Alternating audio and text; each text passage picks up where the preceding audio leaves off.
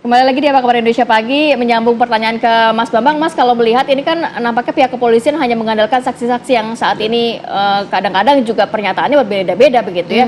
Nampaknya bukti untuk scientific crime investigation seperti CCTV, kemudian hasil otopsi, DNA dan lain sebagainya ini agak sulit ya, lemah ya, sehingga saksi-saksi yang diandalkan oleh pihak kepolisian. Catatan dari Anda seperti apa? Ya, saya melihat dengan kemarin ada yang mencabut BAP, terus kemudian 3 DPO tidak dikejar dengan alasan ada pencabutan itu, artinya kepolisian memang mengandalkan kesaksian gitu loh. Seharusnya memang kepolisian penyelidikan itu harus berdasarkan saintifik kan, itu yang bisa dipertanggungjawabkan tentunya seperti itu.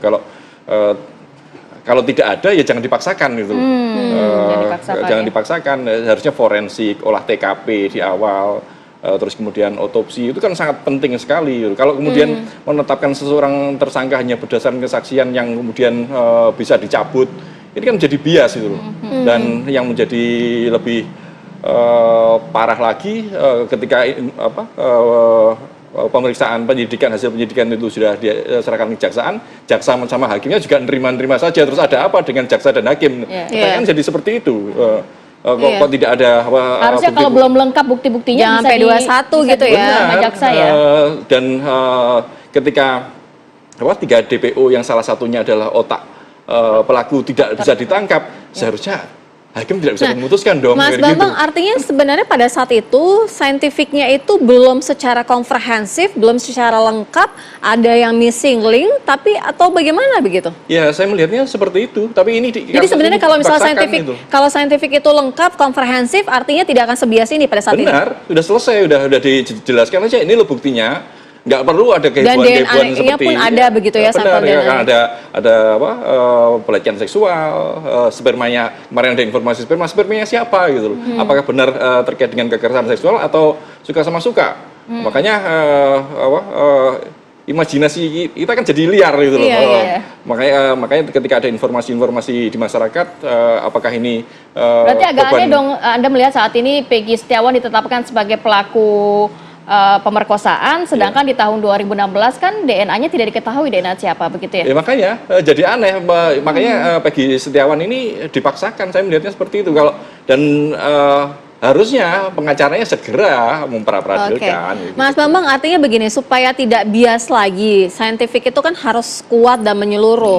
Nah, pada saat ini dengan adanya kesaksian yang beragam gitu ya, dan berubah-ubah, termasuk ada yang mencabut pointers-pointers dalam BAP.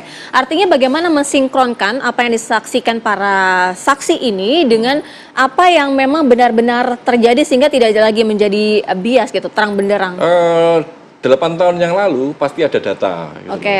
Ada data terkait dengan sperma, terus kemudian dengan alat bukti yang lain, pembunuhan itu dilakukan dengan cara apa, seperti itu. Apakah ditusuk? Konon ada yang ditusuk.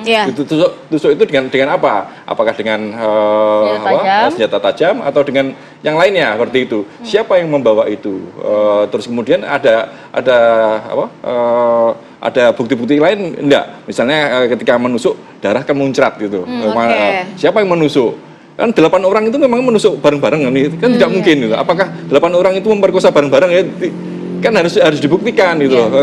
Makanya ketika ada vonis 7 orang itu seumur hidup, ini jelas tidak sesuai dengan teori keadilan ya, asas retributif gitu, seperti itu. Pak Ugro, kalau melihat saat ini apakah memang benar adanya obstruction of justice begitu Pak dalam penanganan kasus ini di tahun 2016? Kemudian kalau melihat kasusnya sudah cukup lama, 8 tahun, mungkin pengalaman dari Pak Ugro sendiri, apa yang masih bisa didapatkan pihak kepolisian? Apakah mungkin masih ada data-data terkait hasil visum, hasil sperma dan lain-lain yang masih bisa memperkuat, tidak hanya saksi saja yang diandalkan begitu Pak Ugro? Iya, jadi peran Propam, karena saya pernah di Propam ya, jadi juga bangga kalau Propam itu bisa mengungkap kasusnya. Jadi peran Propam di sini dari keterangan saksi-saksi yang baru muncul saja, yang jelas TKP berbeda. Ini kan bukti baru. Nah, tinggal periksa polisi kenapa TKP-nya berbeda. Kemudian baru ditanyakan barang bukti yang ada. Barang bukti misalnya rekaman yang BlackBerry si Eki pernah dilihat oleh Liga Akbar. itu dikembangkan nggak? Kenapa tidak dikembangkan? Kan saya Propam juga bisa berangkat ke Amerika nih. Minta bantuan dari pemerintah Amerika, BlackBerry-nya pemerintah RI, dikirim ke sana untuk dibongkar. Masalah Apollo yang dulu ke bulan masih ada datanya, masa 2016 nggak bisa dibuka? Saya rasa Amerika lebih canggih di situ ya kan.